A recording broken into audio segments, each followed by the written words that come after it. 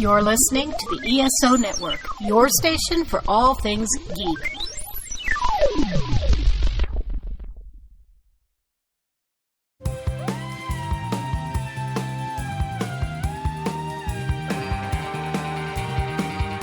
Hi, we are Enterprise Planning, the podcast where we explain Star Trek Enterprise to each other and to you. I'm Maria, and these are my co-hosts Bill. Hello. And Jamie.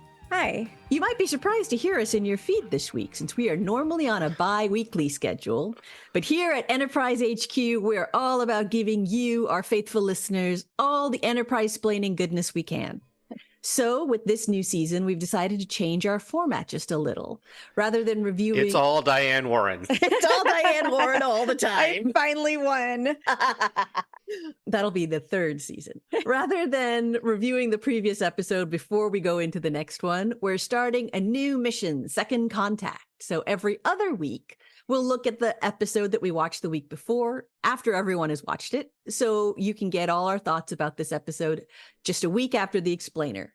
So now you only have to wait 1 week to hear our thoughts about an episode, and it lets us go into a little bit more depth about the previous episode.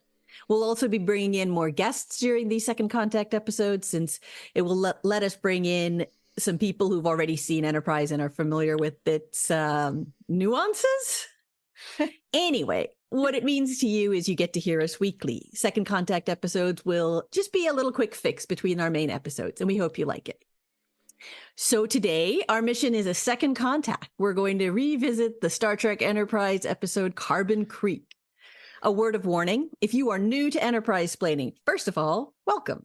And secondly, you probably don't want to listen to this episode first, because it's a follow-up to last week.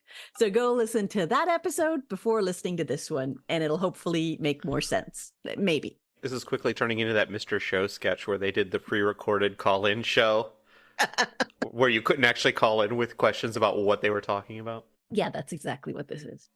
Last week, I told Jamie, Bill, and our special guest Brian about the episode Carbon Creek, and they've all finally had a chance to watch it. So, Bill and Jamie, what are your thoughts on that episode? Archer is very nosy. He's like, I noticed, I was like checking where you went on your personal leave. Like, why is he even looking at that? Like her personal leave from like a long time ago and then asking her about it. It's just rude. Yeah, but I also feel like you're trying to like get the person who works for you a little better. And you're like, what did they do for fun? What did they do when they were on Earth? What are the things they did? Like she only had a specific amount of time on Earth. And it's clearly unusual that she has been there for a year. So I kind of get like, oh, I want to know a little bit more about this person because I've known her for a year and never asked her a single personal question of her. They could just ask her, oh, sure. Hey, like, what places have you visited on Earth? Instead of being like, I went through your file. That's fair. And I was looking at where you were on personal leave, which again, like, I don't even understand why it's in her file where she went on personal leave, but whatever. You might have to, as an ambassador, as a foreign national. Yeah, you got aliens moving around on your planet that you don't completely trust. Maybe you keep track of where they go. That probably checks out to some degree. Look, I'm just happy that I actually enjoyed this episode. It felt like real Star Trek. It's so unusual for this show. I did like it a lot. It had great outfits. Bill, how about you? Pretty fun episode, and it's kind of alarming that this is the one that has the regular crew in it the least. Yeah. I think I have been thinking about this episode a lot because we've talked about it on Brian's podcast and also on here, but I think I've got a complete amazing fix for this episode. So instead of being at one of their terror-fraught meals, T'Pol walks into whatever they have is the rec room where Trip and Archer are playing pool. And they offer to teach her the rules. And she says, I already know how to play. And then she explains how she heard this story from her grandmother. We go through the entire thing. And at the end of the episode, T'Pol is just literally running the table on them. And as the end where they're like, is that story true? She like makes the shot and the 8-ball is just sitting on the edge of the pocket and she walks out and it falls in. You always write a better script than we have, Bill. I agree. That would be a lot more fun. But no, it was it's a fine episode. So we all talked in depth about this episode on the Trek, Marry, Kill podcast back in February. I believe February 18th is when the episode came out. So if you're listening to this and you want to hear us talk about this episode way more, definitely go look up that episode of Trek, Marry, Kill. But one of the things that Brian, the host of that podcast, brought up about this episode was the way ideas and values are passed down by generation. And I just really loved that. I feel like up till this point in the show, we've seen that T'Pol has like an openness to new cultures that other Vulcans don't seem to have, and a curiosity that other Vulcans don't seem to have, even though according to T'Pol, like Vulcans are not curious.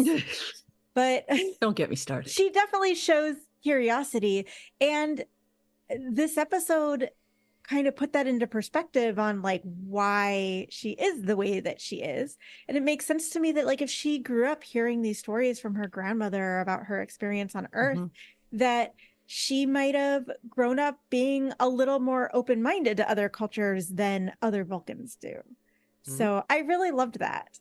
Yeah, I think you're absolutely right. I think that's so interesting. And I think just the fact that the thing that I have struggled with a little bit with T'Pol is how well she understands the humans. Like she so quickly kind of figured out how to basically get them to do what they should be doing. And that's felt odd to me. But yeah, it makes so much sense that if that's something that was sort of instilled in her from her grandmother. And the thing that's really interesting is that her grandmother wasn't like that until after Carbon Creek because of, and I think it's because of Mistral. Like, I think Mistral had this huge impact on her. That is what made her, decide to lie to Vulcan High Command about him and all of that. Like, it was a huge turnaround for her. That raises an interesting question that I hadn't considered until just now. Is T'Pol and now Archer and Trip the only one who know the true story? Did Mistral never told the Vulcan High Command that the other Vulcan was still alive, and that she only passed this on in secret to T'Pol? I thought that T'Pol said that, maybe not the Mistral part. So T'Pol said that this was well documented by the Vulcan High Command. Okay. But you're right. Yeah. I don't think she told them about Mistral staying. I think she just told them about the accident. Oh, no, yeah, the landing they knew about. The landing, yeah. So, yeah, you might be right, because she had no idea what happened to Mistral, which, by the way, I would love. I know we're never going to get it, but wouldn't it be a fun, spin-off series, interesting story to find out what the fuck happened to him?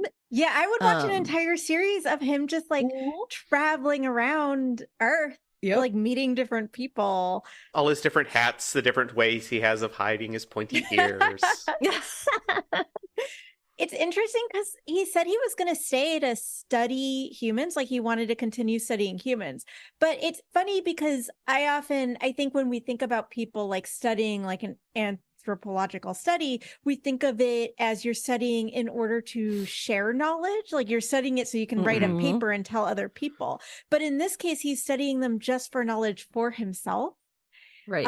And I love that. It feels unusual, but also like I love the idea of knowledge for knowledge's sake, like that it doesn't even need to be shared. He doesn't need to tell the rest of the Vulcans. He just wants to know because he wants to know.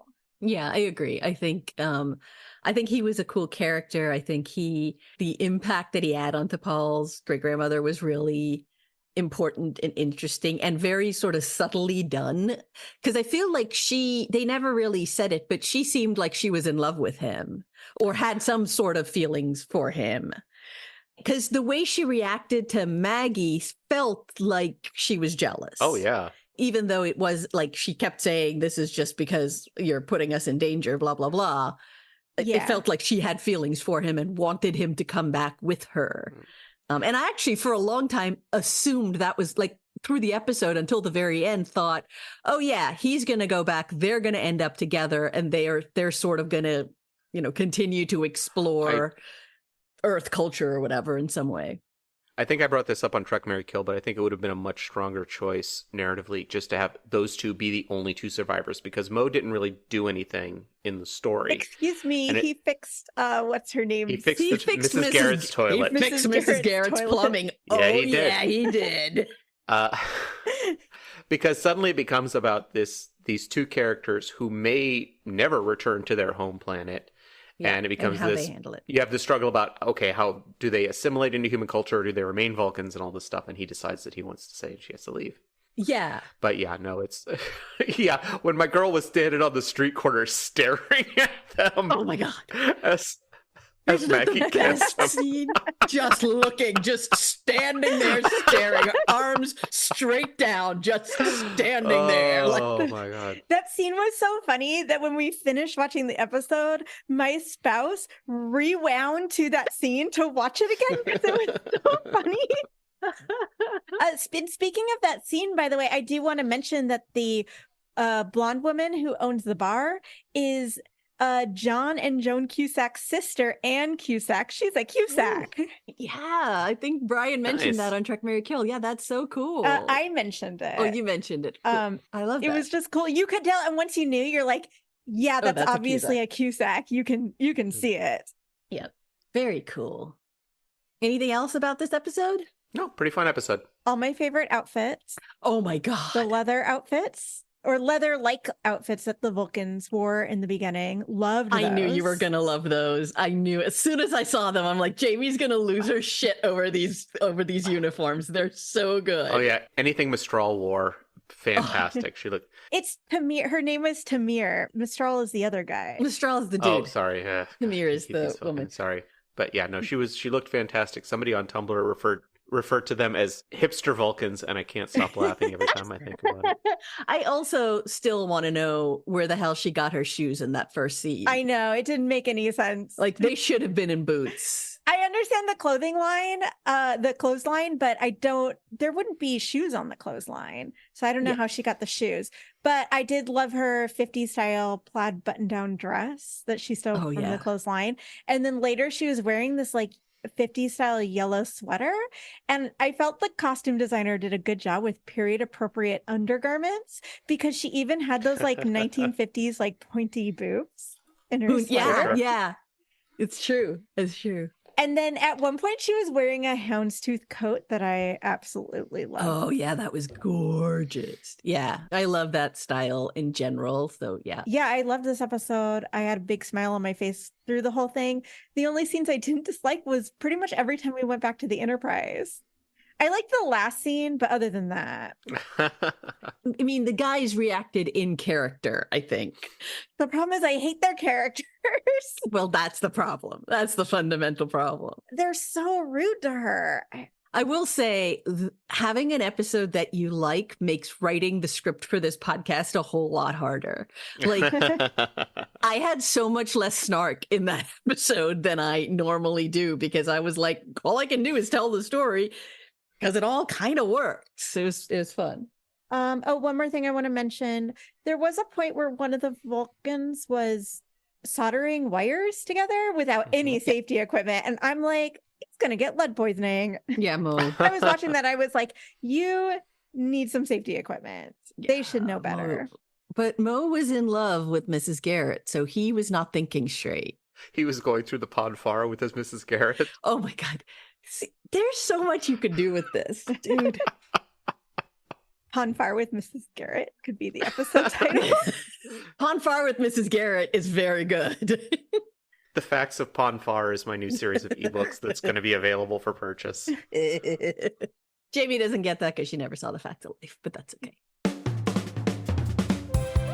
And that's the episode. Thanks for listening. Next week, Bill will be watching the episode Minefield and telling Jamie and I all about it. Also, if you want to hear more on this episode and what our guest Brian thought about it, make sure you listen to Brian's podcast, Trek, Marry, Kill. We were guests on their episode about Carbon Creek in February, and we had the best time. So thanks to Brian for having us on. Special thanks to K.O. Myers at Particulate Media for sound assistance, to our friend David for the beautiful cover art, and to John Stephen King for being the voice of our computer. If you like the show, please rate, review, and subscribe on your podcast app of choice and tell your friends about it. We really appreciate it. You can follow us on Instagram and Facebook as Enterprise Splaining, and on Blue Sky at Enterprise Splain, where you can see all of Bill's fantastic new memes that he's been throwing out there. He's been on fire lately. You can also email us any comments or questions, such as, did we really need to hear more of you guys in our podcast feed? to enterprisesplaining@gmail.com. We would love to hear from you. If you want to support this podcast, you can find us at Buy Me a Coffee as Enterprise Splaining. See you next week. Bye. Bye.